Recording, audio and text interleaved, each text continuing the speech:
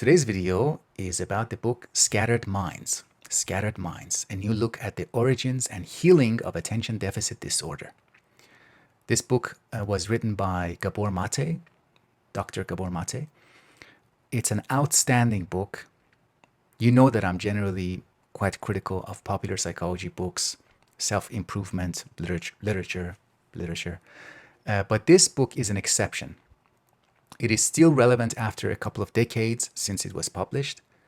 It is well written, clear, very obviously caring about the practical issues, the practical consequences of the discussion. It's honest, it's very personal, it is very sympathetic to generally sympathetic to humanity, to human persons, and I think very helpful for careful readers. The main takeaway from the book, which is not a message that you can summarize in a quote or in a line or in 10 minutes, the main takeaway would be a general sensibility about what attention is. A sensibility about how much it takes to be capable of paying attention in the right way, effectively. How much it takes to be able to sustain attention in a task, to have some degree of control and autonomy over our mental life. With this book, we come to look at attention as a central point where a host of other factors come together and have their effect in shaping our mental life. So a host of other factors, including our history, our memory, our relationships, our self-regard, our self-understanding, and our emotions. There's so much discussion, helpful discussion about emotions, the pain of living with ADD. All of these factors come together and shape our capacity for attention, the control or failures of control over attention. Another way of describing what I just described would be to say that attention has in it, as a process, attention has in it traces of all the other domains in our life. So if we carefully observe how somebody pays attention, we can detect traces of the other things, other domains of the psychology.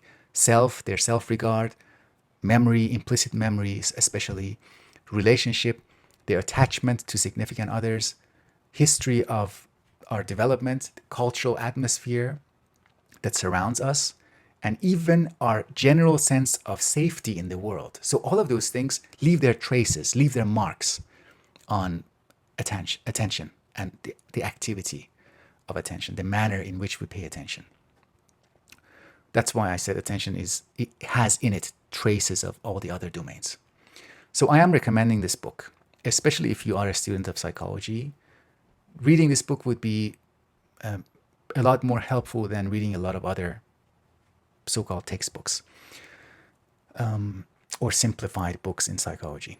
Now, I want to combine my recommendation with a few notes on possible reservations that we might have. Some of you might have reservations against reading this book. So initial reservation against reading a book about ADD might be, is it going to be relevant to me? I don't suffer as far as I know. I don't suffer from ADD, you might say. So why should I read this book? You don't need to worry about that because Mate's approach is so general, so fundamental. He provides such a big picture of human psychology, mental life, human life. That picture is so broad, so fundamental, so inclusive of relevant topics that the discussion will inevitably touch on your general interest in psychology and your interest in well-being. This book is especially relevant. I cannot overemphasize this. It is especially relevant and important if you have young children of your own, if you're raising young children, raising kids that are currently young, or if you're planning to have children. Okay, so that was the first reservation that we addressed, hopefully. Another reservation is, you might say, don't we need to first have an understanding of some broader topic? For example, don't we first need to understand and establish what attention is, maybe I should read a book about attention. And, I'm speaking now as somebody who wrote a PhD dissertation on attention. There are not that many good books on attention. There's one book I could think of while I was writing this review. It's a book written by Christopher Mole. It's a relatively short book called Attention as Cognitive Unison. I can think of so many other bad books, useless books on the topic of attention, written especially by cognitive psychologists and neuroscientists. Christopher Mole's book is good, but it is not a prerequisite for this book. So, no, you don't need to have first an understanding of what attention is. This book will provide that too. And ADD, in fact, insofar as attention deficit disorder, or the tendency that is exaggerated in the form of attention deficit disorder, because we might all have it to some degree. So this provides a situation, this failure of attention provides a perfect situation for understanding attention. Some people say that it's a really effective way of knowing or learning about anything when you look at situations where it fails. If you accept that assumption, then this is a good entry point into understanding attention and psychology in general. Mate's treatment is more complex, more relevant than books written by cognitive scientists or philosophers interested in attention in general. William James has an excellent chapter in his Principles of Psychology on attention. That would be, if you must read something about attention in general before coming to this book, then yeah, that would be nice. Another worry would be, maybe I should understand disorders in general, because attention deficit disorders might be too narrow, too specific. Maybe first I should read a book about disorders of the mind. So maybe a book like Eric Kandel's book, The Disordered Mind, published a few years ago, I think 2018, if I'm not mistaken. This is also an unwarranted worry. You don't need to read a book in general about all disorders before reading this book about ADD. Although I like Kandel's book and have used Kandel's book previously in my classes, I like Gabor Mate even more. Mate shows the quiet character of ADD. That the fact that despite its wide and deep impact in people's lives, we are usually not aware of it. And we don't think about it directly, usually. So a few other things, good things about the book. Mate also distinguishes between ADD on the one hand and the person on the other hand. He invites us to consider ADD as an impairment similar to impairment of eyesight. So you don't define yourself, if you are like me, if you need to wear glasses, you don't define yourself based on a sensory impairment. At the same time, we do acknowledge how an impairment, like a sensory impairment, can severely limit us. So ADD is like that. It is not defining the person. We don't need to define the person in terms of the ADD. At the same time, we can and should acknowledge the limitation, the severe limitation that the person will have to live with, especially if ADD is not controlled, not managed. Something else helpful is that Mate looks at ADD as a tendency that can exist in everyone to varying degrees. He connects it to the general mechanisms of self-regulation and emotion regulation. So it has a lot to do with how we control and manage and regulate our emotions. It's a failure of emotion regulation at its heart. He does also connect it to neurology, neuroscience, neuropsychology. He connects it to the discussion of, namely, the brain region, right prefrontal cortex, without reducing it to that neurotalk. The neurotalk enriches, adds to the discussion by adding another dimension, the function of when he talks about the right prefrontal cortex, he talks about inhibition and inhibitory processes that are necessary in normal functioning of attention.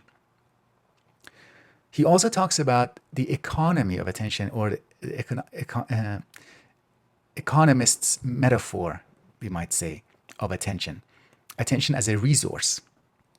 The idea is that a child, especially, needs to receive attention to cultivate the ability to give attention, which casts, so this way of thinking casts a new light on the term ADD. The ADD child has a deficit of attention. They haven't received enough attention. They haven't received that the amount of attention and the quality of attention that makes them feel safe, that is then prerequisite of being able to give that attention in a sustained way to objects, situations, activities in the outside world. Some of the readers of this book dislike it because the book seems to be blaming everything on parents. And that's inaccurate. That's an inaccurate reading of the book, of the argument. Mate doesn't blame anyone. He explicitly says that he's not playing the blame game. But what he's doing is he's simply tracing the links between ADD and the other parts of the person's life, other points in a person's development. And of course, parents are a part of that, but parents don't have full agency over what happens because parents also have a history. They also have, they used to be children too. They also received maybe insufficient attention. So what we are identifying is a pattern, maybe a pattern that goes across generations, gets passed down. So furthermore, he begins by identifying sensitivity. So something about the individual first. He identifies hypersensitivity or more than usual sensitivity as the first factor. That is the first predisposition in the individual that then interacts with other developmental factors. So the child is initially very sensitive, and then the other things happen in the development, other parenting mistakes, that then can result in something like ADD. But parenting alone is not the only factor, and parents are not the target of blame here. His discussion of parenting is very useful, especially his insistence that parents should let go of the idea that they fully understand their kids, because they don't. We don't understand children. Equally important is the letting go of brute force. So because of impatience, because of there's not much time, because parents really want certain outcomes like performing well enough at school, getting good grades, because parents might be impatient with those outcomes, they apply sometimes brute force. They enforce their authority in a crude way on children, on the lives of children and the actions of children. And that's not a good thing. That's not a good decision. It has long-term consequences that are very negative. Instead, parents are encouraged by Mate to adopt an attitude of sympathetic curiosity toward their children, giving children the attention they need, the safety they need. It's really good to have that sympathetic kind of sense of unknowing. We have all heard some parents say that, oh, whoever you are, whatever you do, you're always a baby to me. You're always my baby. That's a stupid thing to say. As far as it implies that I know you, I know the essence of you. There's nothing that would change my mind about who you are or add something to my knowledge. You're always a baby to me, and you're my baby. Some people are proud of that way of talking, but it shouldn't be encouraged, I think. All right. One last thing I really liked was the discussion of will and counter will, the resistance, the automatic resistance that children show, children with ADD especially, that just because a child resists something, resists the will of the parent, doesn't mean that will is coming from a considered position that is examined and thought through. It's simply a counter will that wants to resist for its own sake, to assert a kind of self, a kind of independent being that the child wants to be. There are two minor problems for me in the book. One of them is the book runs the risk of excessive relatability. You might find it excessively relatable, and a theory you might get or find in this book a theory that is just too good to be true because it makes too much sense of too many things, too many human problems are linked to ADD. So this is the responsibility of the reader. We have to be really careful not to turn this into a kind of pseudo-religion, a psychological religion or a psychological theory of everything. So that carefulness needs to be supplemented by the reader. The other shortcoming is that the book repeats itself quite a bit, which is not necessarily a problem. Sometimes we need repetition to consolidate some of the points, but it can get a little bit tedious at some point, especially if you're like me, you don't want the author to repeat himself. All right, let me know what you think. Have you read books on ADD? Have you read this book? Have you read other books by Gabor Mate? He has a book coming soon in, I think, August or September, titled The Myth of the Normal. And I thought it might be good to talk about his other books before that book arrives and then talk about that book together. Thank you very much for your attention.